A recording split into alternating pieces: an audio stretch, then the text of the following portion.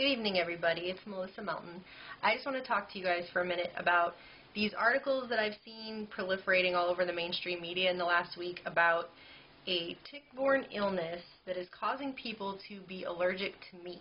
This past week, a bunch of news stories have come out in the mainstream media about how the Lone Star tick is causing people to have essentially meat allergies.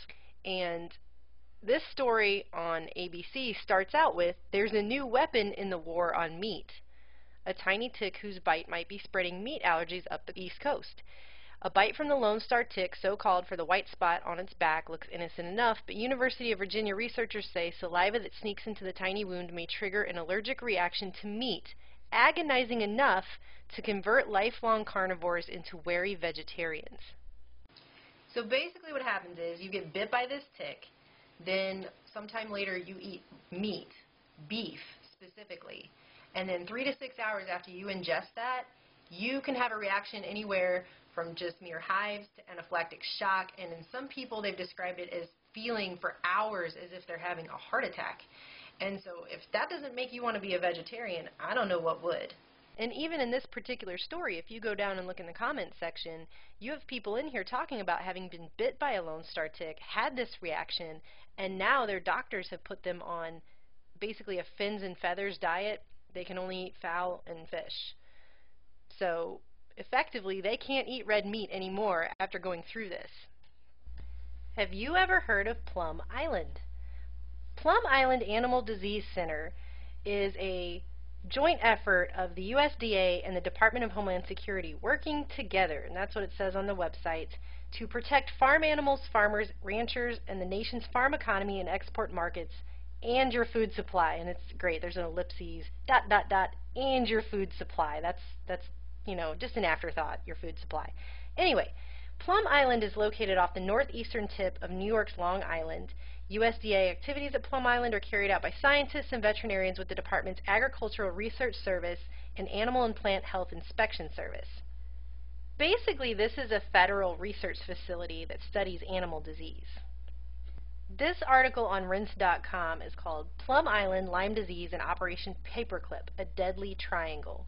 And it basically goes down the historical documentation of Plum Island's history, proven ties to tick research dating back to the 1950s.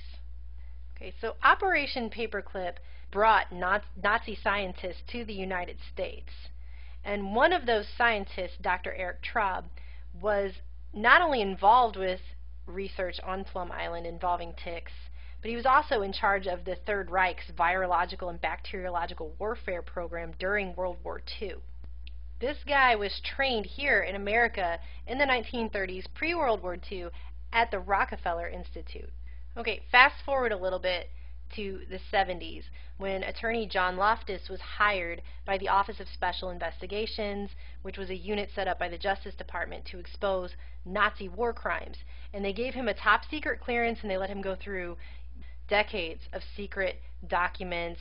This guy came up with a lot of information having to do with Nazi germ warfare scientists who came to America and experimented with poison ticks that were dropped from planes to spread rare diseases.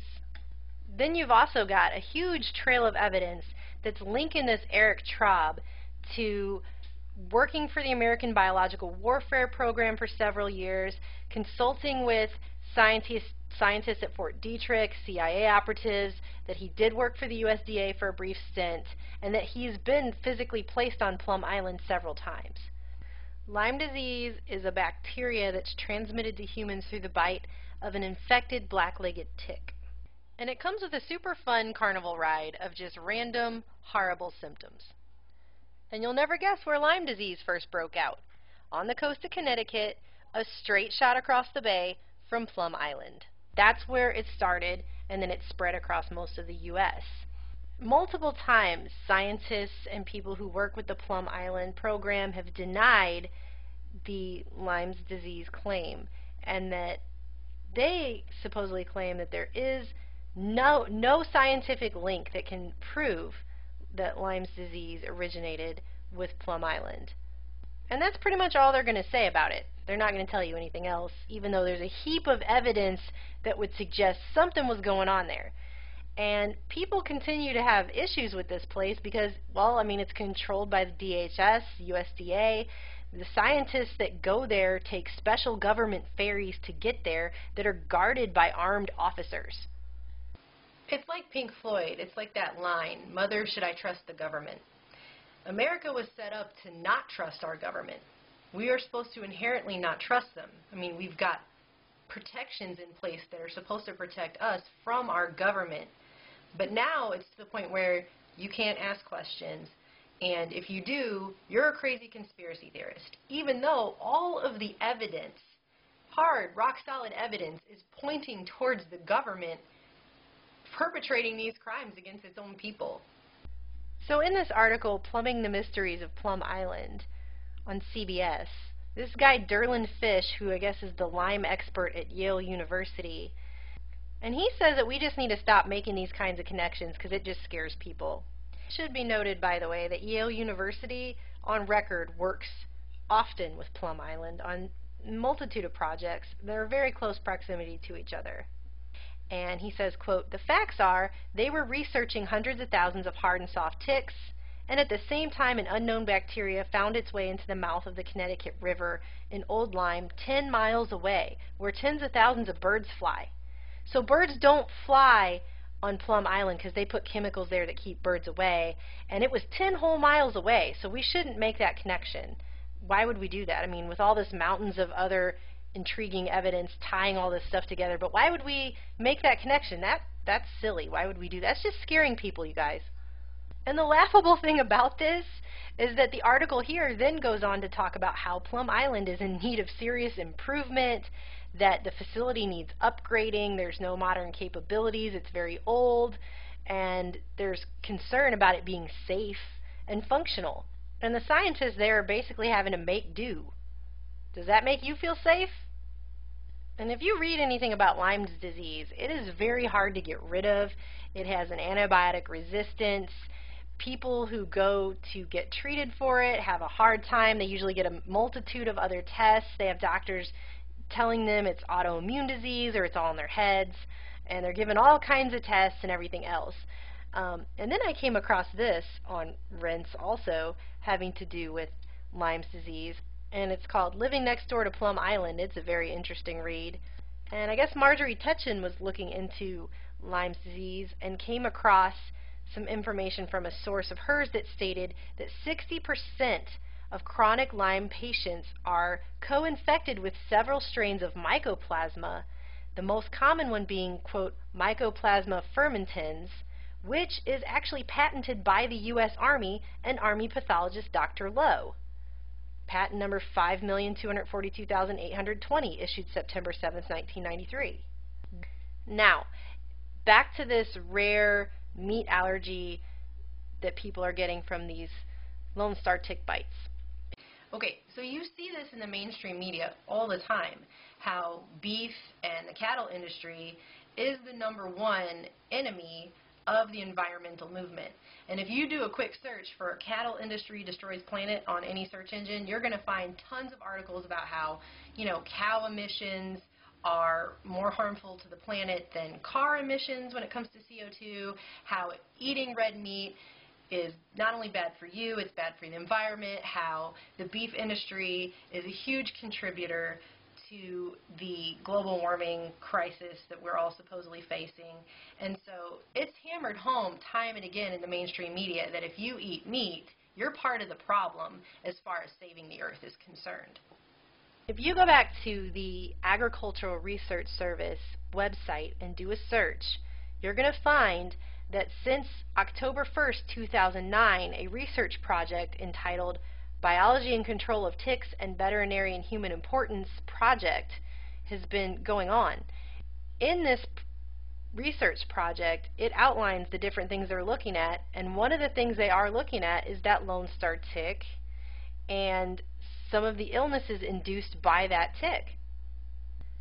On this research project page, under Approach, it says, quote, This project addresses the biology and control of ticks of veterinary and human importance with an emphasis on developing technologies to help maintain eradication of cattle fever ticks, beef, and the agents that they transmit causing potentially fatal bovine babesiosis, and to reduce the risk of humans contracting tick-borne diseases including Lyme disease and human ehrlichiosis.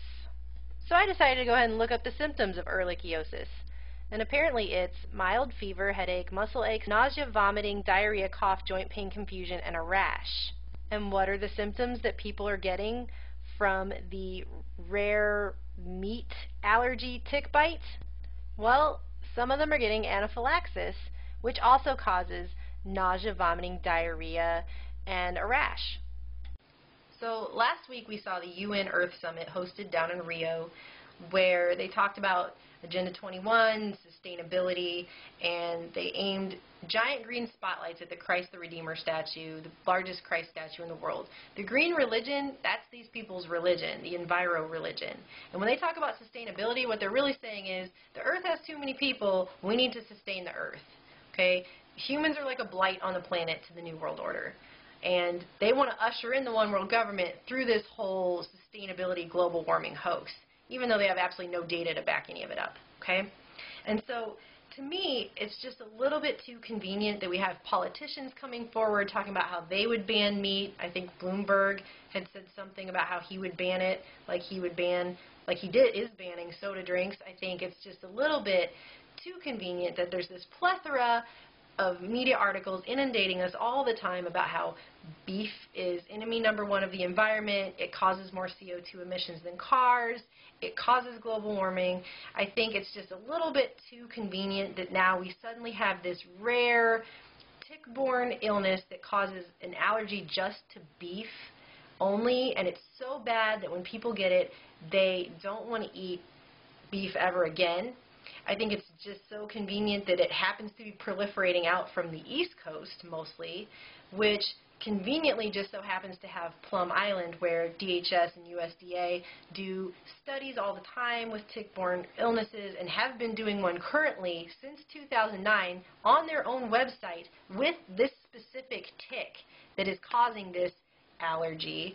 I think it's just so convenient also that there is documentation to prove that Nazi research in biological warfare has gone down at Plum Island through Operation Paperclip on tick-borne illnesses using this same exact tick. I think it's just so convenient, and it gets to a point where it's a little too convenient, okay? It's a little bit too many coincidences. Well, so there you go. I mean, is it a crazy conspiracy theory to think that the powers that be aren't genetically modifying us like they're genetically modifying everything else to fit their agenda?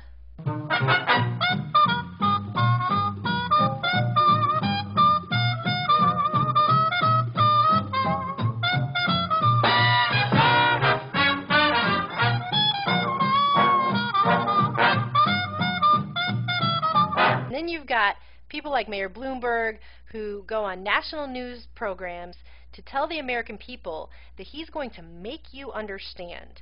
He's going to force you to understand that a 16-ounce soda is bad for you. I mean, if we're not buying that beef is causing global warming and that we all have to stop eating meat, maybe they'll just force us to understand. I mean, what do you guys think? Do you think conspiracy theory or conspiracy fact on this? I know what I think, and I think I'm probably going to go down to a steakhouse now and order one before they're carbon taxed out of existence, but it won't matter anyway because, you know, I'm going to eat a steak and get anaphylactic shock because we're all going to be turned into vegan zombies under some kind of crazy government science experiment like Resident Evil Umbrella Corporation gone wild or whatever this is. This is insane, all right? This is nuts. So go eat a steak while you still can. I'm Melissa Melton. My blog is TrueStreamMedia.com. Talk to you later, guys.